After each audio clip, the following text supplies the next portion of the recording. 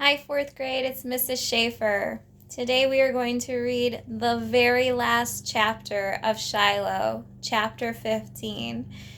It is our last day of reading out loud together. It really makes me sad. So before we begin reading chapter 15, let's discuss what happened in chapter 14. So in chapter 14, Judd and Marty work out a deal to have Shiloh belong to Marty, and there were things that Marty had to do while making this deal with Judd Travers. Now, in chapter 15, some questions we're going to answer are, what does Judd tell Marty he needs to make their agreement legitimate? And you will be able to answer the long answer for number 4. At the end of the book, Marty is lying down looking up at the sky and thinking about how nothing is as simple as one guesses. He says, the good part is I saved Shiloh and opened my eyes some. What do you think Marty means when he says, I opened my eyes some? So I would like for you to give your opinion and then give a supporting detail from the book that will support your answer. You were also able to answer questions number 1, 3, and the little extra in chapters 13 and 14. So go ahead and put your comprehension questions to the side if you took them out, so you're not tempted to answer the questions as we read, and we will discuss as we read. What I would like for you to take out is your Shiloh book and your vocab page. We have one more vocab word to look for as we read. Get ready, last time. Chapter 15. Closer I get to home, though, the bigger the grin on my face. And when I burst in the kitchen, I got a smile from ear to ear.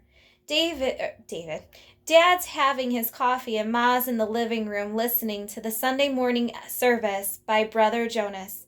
She watches him every Sunday at 7, which tells me what time it is already. Where you been? Says Dad, and I can tell Ma's paying attention too. You up and gone? We got to worrying. I slide into my chair and almost have to push my cheeks in to keep the smile from going all the way around my head. Went to see Judd Travers, I say, still breathless, and I'm buying his dog. Ma gets up and comes to the kitchen doorway. What? Thought he wasn't selling, says Dad, looking at me hard. He wasn't, but I talked him into it. He needs help around his place, and he says if I work hard for him for 20 hours at $2 an hour, that will pay the $40 he wants for Shiloh. Oh, you got some help there for your short answer, if you didn't answer it already. Ma's smile getting broader by the minute. I don't believe it, she says. Shiloh's yours? Not yet, but he will be, and we don't have to take him over to Judd's. Before I can get the last word out, she's got her arms around me, squeezing the breath from my chest almost. I think Shiloh can smell Judd Travers on me. He can smell the deer's blood, too. I know by the way he sniffs my shoes. But finally, he just can't stand it no more. He's joyful I'm back, and he's licking me, welcoming me home. But Dad's still studying my face. I can't figure it out, Marty. Judd seemed pretty definite about keeping that dog.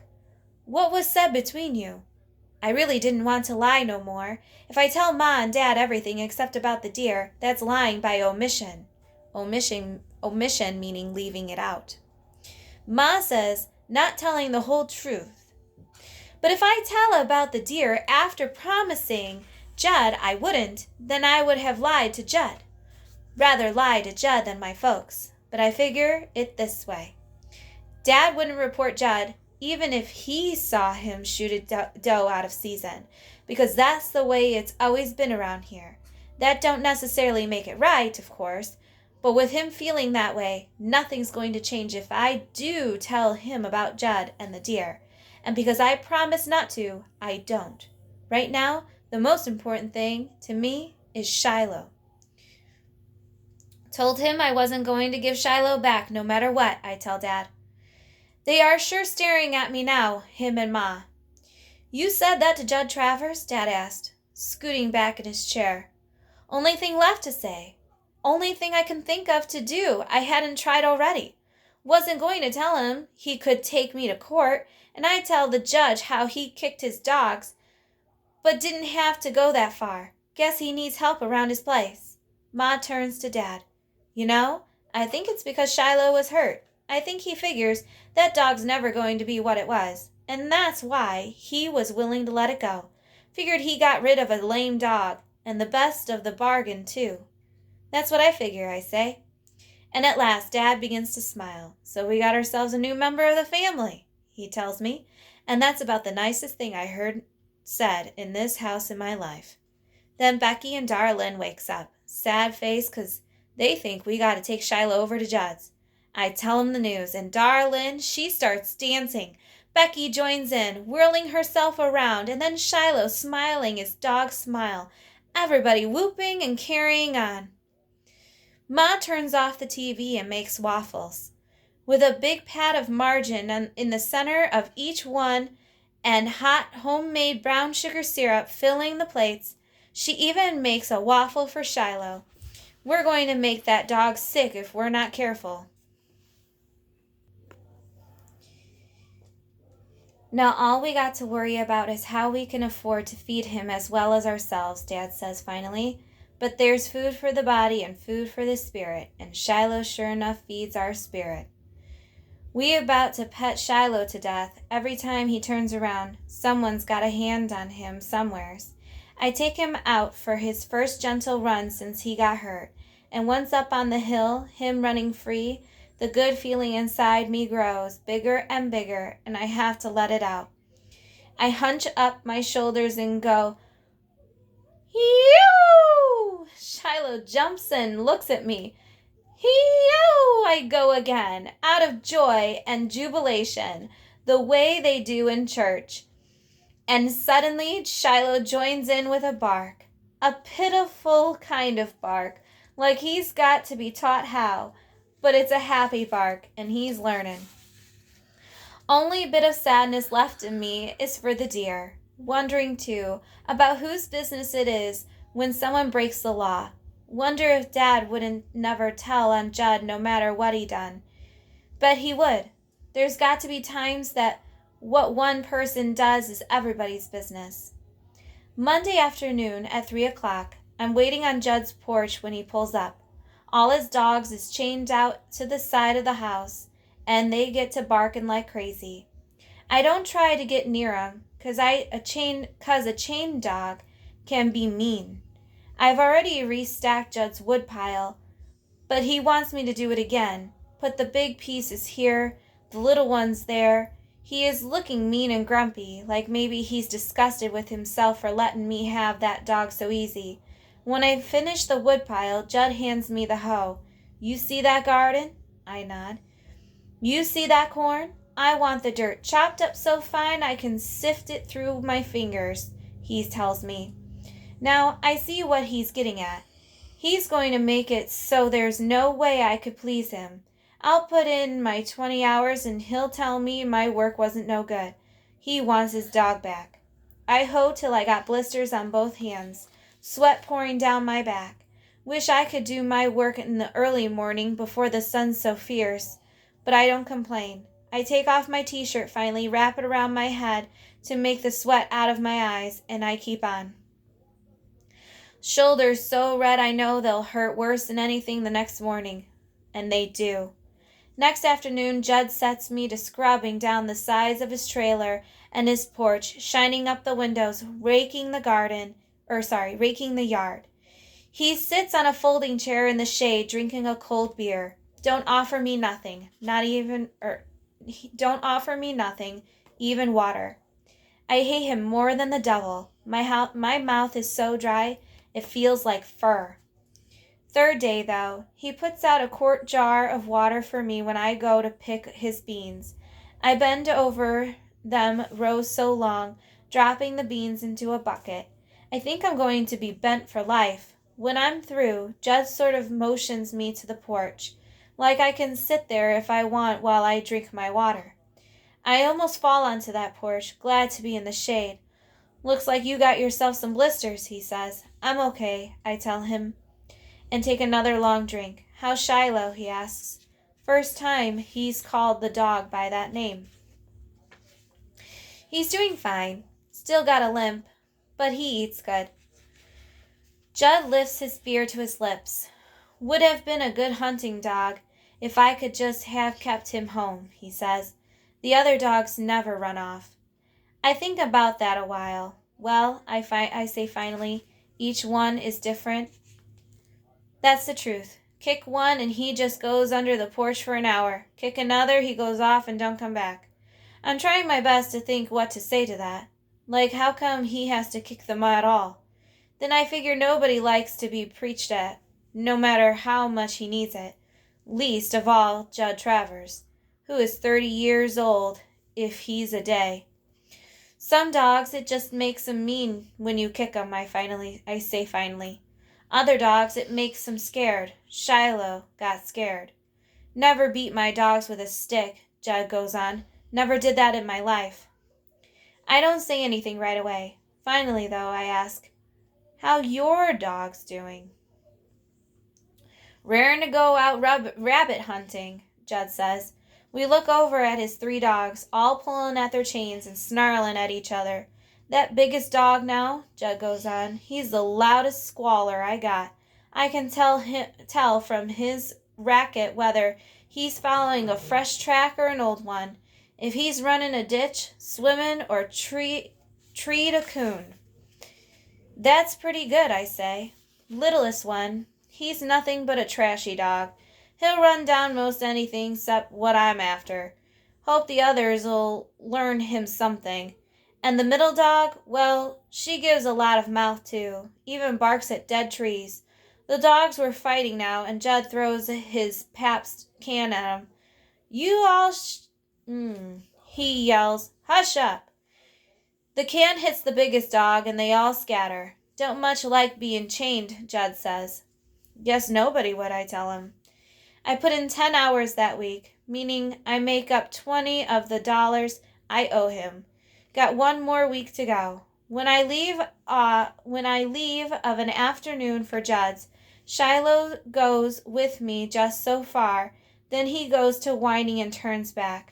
I'm glad he won't go on with me. Don't want him anywhere near Judd Travers. Monday of the 2nd week, it seemed like Judd's out to break my back or my spirit, or both. This time, he's got me splitting wood.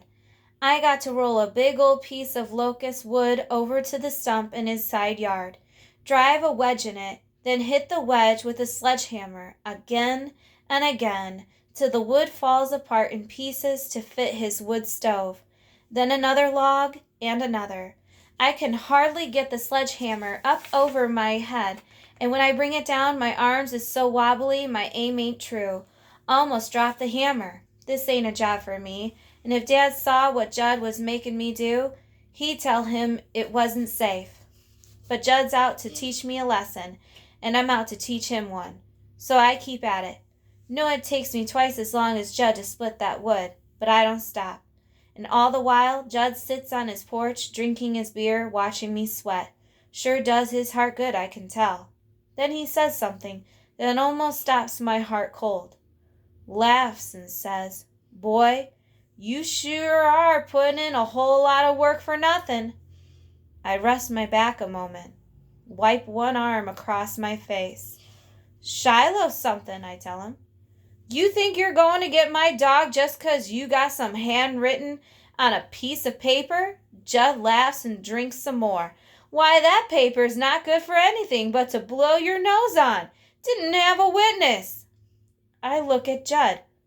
What you mean? You don't even know what's legal and what's not, do you? Well, you show a judge a paper without a witness's signature, he'll laugh you right out of the courthouse. Got to have somebody sign that he saw you strike a bargain. Judd laughs some more, and nobody here but my dogs. I feel sick inside, like I could maybe throw up. Can't think of what to do or say, so I just lift the sledgehammer again and go on splitting the wood. Judd laughs even harder. What are you, boy, some kind of fool? And when I don't answer, he says, What are you breaking your back for? I want that dog, I tell him, and raise the sledgehammer again. So, Judd Travers played a trick on Marty. They made a deal. They signed a piece of paper. But because Judd Travers says there was no witness, Judd Travers is now saying that Marty cannot have Shiloh, even though he did 1 week's worth of work to get Shiloh. How do you feel about that? That night, when I'm sitting out on the porch with Ma and Dad, Shiloh in my lap, I check it out. What's a witness, I say. Somebody who knows the Lord Jesus and don't mind telling about it, says Ma. No, the other kind. Somebody who sees something happen and signs that it's true, Dad says. What you got in mind now, Marty? You make a bargain with somebody. You got to have a witness, I ask, not answering. If you want it done right and legal, I suppose you do. I can't bear to have Dad know I was so stupid. I made an agreement with Judd Travers without a witness. What you thinking on, Dad asks again, hunching up his shoulders while Ma rubs his back. Just thinking how you sell something is all. Land and stuff. Dad looks at me quick. You're not trying to sell off some of my land for that dog, are you? No, I tell him. Glad I got him off track. But I sure am worried. Anna. Sorry, everyone. You okay? I'll start from the beginning of that paragraph because I lost where I was. No, I tell him. Glad I got him off track. But I sure am worried. Every trace of that deer is gone now. Don't know what Judd done with the meat. Rented him a meat locker somewhere. Maybe. But there's no bones around. No hide. I report him now. I can't prove a thing. Next day, Judd Travers calls me dumb, sees me waiting for him on his steps, and says I must have a head as thick as a coconut. Didn't he already tell me that the paper wasn't worth nothing? I just look straight through him. You and me made a bargain, I say, and I aim to keep my part of it. What you want me to do today? Judd just points the sledgehammer again and doubles over, laughing like it's the biggest joke he ever played on somebody in his life. I can tell the sweat trickle down my back, and I even started yet. 4 o'clock comes, and I finally finish all that wood. But Judd pretends he's asleep. Got his head laid back, mouth half open. But I know it's just another way he's got to trick me. Wants me to sneak on home. Then he'll say I never kept to my part of the bargain. So I go in his shed, put the sledgehammer back, take out the sickle, and go tackle the weeds down by his mailbox. Work on them weeds a whole hour, and when 5 o'clock comes, I start back toward the shed. See him watching me. I walk over. Sickle's getting dull, Judd. You got a whetstone around? I could sharpen it for you. He studies me a good long while. In the shed, he says. I go get it, sit out on a stump, running the whetstone over the blade. Past 5 o'clock, says Judd. I know, I say. I ain't going to pay you 1 cent more, he says. It's okay, I tell him. Never saw a look on a man's face like I see on his. Pure puzzlement is what it is. Thing I decide on when I head for Judd's again the next day is that I got no choice. All I can do is stick to my side of the deal and see what happens. All in the world I can do. If I quit now, he'll come for Shiloh, and we're right back where we started. I don't want to make him mad. No use having a winner and loser, and the bad feelings would just go on.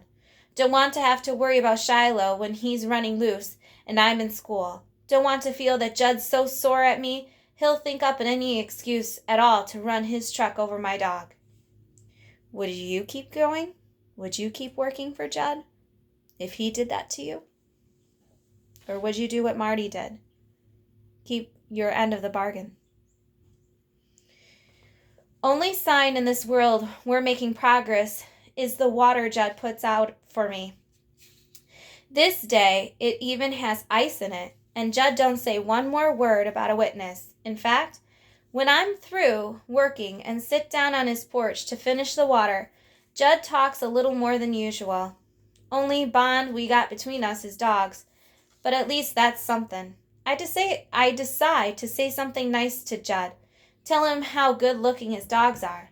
Giving a compliment to Judd Travers is like filling a balloon with air. You can actually see his chest swell up. 40, 30, and 35, he says when I tell about his dogs. Those are their names now. What I paid for 'em, he says. If they had a little more meat on their bones, I figured they'd be the best looking hounds in Tyler County, I tell him. Judd sits there, turning his beer around in his hands and says, maybe could use a bit more fat. I nurse my water along a little too. When you first get interested in hunting, I ask him. Your pa take you out when you was a little?